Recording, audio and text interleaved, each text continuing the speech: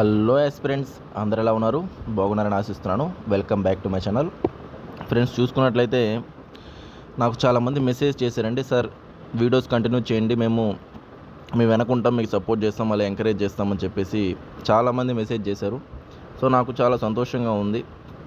ఎందుకనంటే ఎంతమంది జెన్యూన్గా ఉన్నారు అనే ఒక ఐడియా నాకు వచ్చింది. సో నేను ఆలోచించి వాళ్ళు అడిగిన దాంట్లో కూడా కరెక్టే ఉంది. వాళ్ళు అన్నారు, సార్ మేము చాలా మిస్గైడ్ అయ్యాము గ్రూప్ 2 ఎగ్జామ్ అప్పుడు కూడా, బట్ మీరైతే ఎగ్జాక్ట్గా ఉన్నట్టు చెప్తారు కాబట్టి మీరు కంటిన్యూ చేయండి వీడియోస్ అన్నారు.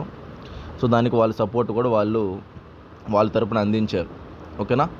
ఇప్పుడు చూసుకున్నట్లయితే నేను ఒక వీడియోస్ కంటిన్యూ చేస్తాను. వాళ్ళు ఇంకోటి కూడా ఏమన్నారంటే, సార్ 1000 మంది చూసినా జెన్యూన్గా ఉండేది 100 మందే కదా, మిగతా వాళ్ళంతా వాళ్ళు జస్ట్ సెల్ఫిష్గా ఆలోచించుకుంటారు, వాళ్ళు జస్ట్ నాలెడ్జ్ రావాలి, మాకు అన్నీ తెలియాలి, కానీ అన్నీ ఫ్రీగా పొందాలని ఆలోచిస్తుంటారు సార్. వాళ్ళని వదిలేయండి, వాళ్ళు మనం మార్చలేము.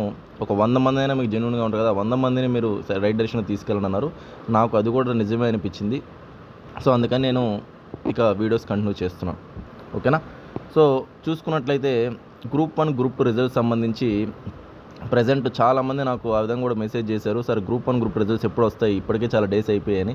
గ్రూప్ 1 అయితే మనకి ఈ మంత్లో ఇక వచ్చేటట్టు లేదండి. ఇక నెక్స్ట్ మంత్ 10th లోపు రావడానికి ఛాన్సెస్ ఉన్నాయి. గ్రూప్ 2 అయితే నెక్స్ట్ మంత్ ఎండింగ్ దాకా మనం చెప్పలేము. ఎందుకంటే గ్రూప్ 1 వచ్చాకే గ్రూప్ 2 వస్తుంది, అది కూడా టైం గ్యాప్ ఉంటుంది. సో ఇంకా ఒక 1 మంత్ వెయిట్ చేయాలండి. ఎందుకంటే ప్రజెంట్ కొంచెం ఆగున్నాయన్నమాట. అందువల్ల next forest beat officer, assistant beat officer hall tickets అయితే మనకి వచ్చేసాయి. అలాగే ఫారెస్ట్ సెక్షన్ ఆఫీసర్ అప్లై చేసిన కూడా హాల్ టికెట్స్ వచ్చేస్తున్నాయి. అది 7వ తేదీ ఎగ్జామ్ ఎగ్జాక్ట్గా జరిగిపోతుంది, స్క్రీన్ టెక్స్ట్ ప్రిలిమ్స్.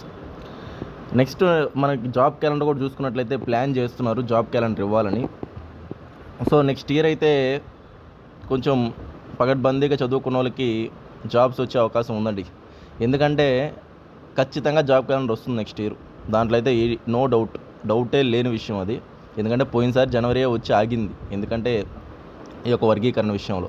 ఈసారి ఖచ్చితంగా నెక్స్ట్ ఇయర్లో 2026లో మనకి ఖచ్చితంగా జాబ్ క్యాలెండర్ వస్తుంది.